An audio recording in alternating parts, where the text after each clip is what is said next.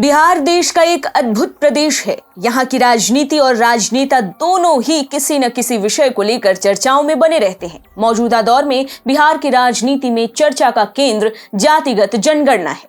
बिहार में सरकार चला रहे नीतीश कुमार अपनी आंखें और उम्मीद दोनों ही जातिगत जनगणना पर ही टिकाए हुए हैं, क्योंकि उनकी राजनीति की गाड़ी जिस तेल से चलती है वो जाति नाम के मिल से ही निकलता है और भविष्य में जातीय जनगणना इस तेल की आपूर्ति करने का काम करेगी।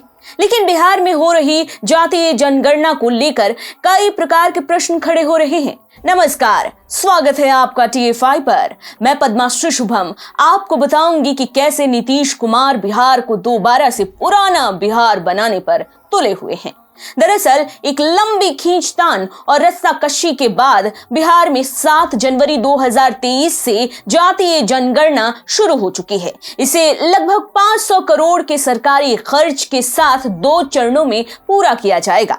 अभी इसका पहला चरण चल रहा है, जिसकी शुरुआत राजधानी पटना के VIP इलाकों से की जा रही है। हालांकि जातीय जनगणना को रुकवाने के लिए कुछ लोगों के द्वारा सुप्रीम कोर्ट में याचिकाएं भी दायर की गई थी, परंतु सुप्रीम कोर्ट ने बिना सुनवाई किए ही 20 जनवरी को याचिकाएं खारिज कर दी। सुप्रीम कोर्ट ने याचिकाएं भले ही खारिज कर दी हों, लेकिन जातीय जनगणना को लेकर प्रश्न जस के तस बना हुआ है। लोग अभी भी पूछ रहे हैं कि 500 करोड़ के सरकारी पैसे सिर्फ इसलिए खर्च किए जा रहे हैं ताकि बिहार की 14 करोड़ की जनसंख्या की जाति का पता लगाया जा सके और तमाम राजनीतिक दल अपने अपने वोट बैंक को समेट सकें। लेकिन इससे पहले जातीय जनगणना क्या है और बिहार में इसे क्यों कराया जा रहा है, ये जानना बेहद आवश्यक है। जातीय जनगणना क्या है?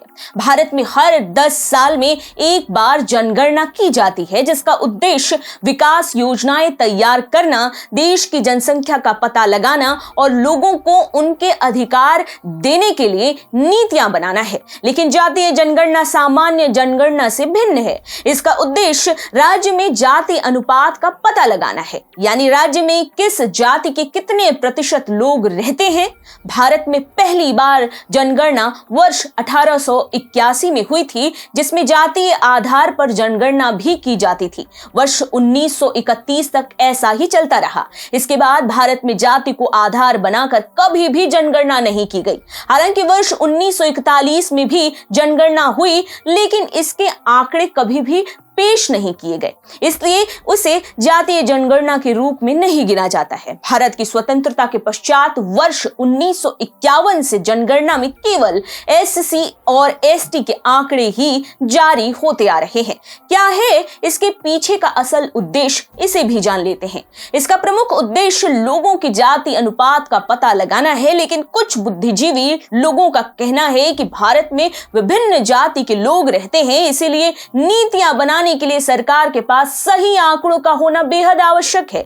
लेकिन वे ये भूल जाते हैं कि इसका जो दूसरा पहलू है, जाति आधारित राजनीति, उसका क्या समाधान है, क्योंकि जातीय जनगणना के बाद राज्य में रह रहे लोगों को अपनी अपनी जाति के अनुपात के बारे में पता चलेगा और उससे अधिकतर राजनीतिक दल लोगों को लामबंद करने के लिए गुटबाजी शुरू कर देंगे। यही कारण है कि स्वतंत्रता के बाद भारत में कभी भी केंद्र सरकार ने जातीय जनगणना नहीं कराई। जातीय जनगणना का क्या प्रभाव हो सकता है? बिहार में हो रही जातीय जनगणना के बारे में बात की जाए तो ये आने वाले समय में बिहार के लिए एक खतरा साबित हो सकती है। ऐसा इसलिए क्योंकि बिहार की राजनीति पहले से ही जाति आधारित राजनीति रही है। ऐसे में वर्तमान समय का जातीय अनुपात सामने आता है तो ये बिहार को उसी मोड़ पर लाकर खड़ा कर देगा जहां से बिहार की शुरुआत हुई थी।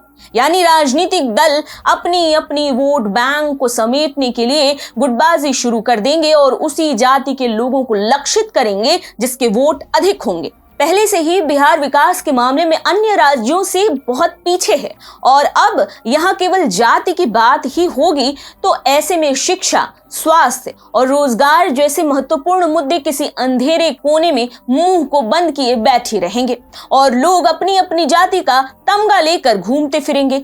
इससे बिहार की जनता को हासिल कुछ नहीं होने वाला। यदि बिहार की जातीय जनगणना को दूरदृष्टि के पैमाने पर रखकर देखा जाए तो ये बिहार को उसी दशकों पुराने वर्ग संघर्ष की राजनीति के मुहाने पर लाकर खड़ा कर देगा जहां सवर्ण बनाम पिछड़ा वर्ग की राजनीति हुआ करती थी। ऐसे में इसमें कोई दो राय नहीं होनी चाहिए कि बिहार में पुनः जंगल राज की स्थापना शीघ्र ही हो सकती है।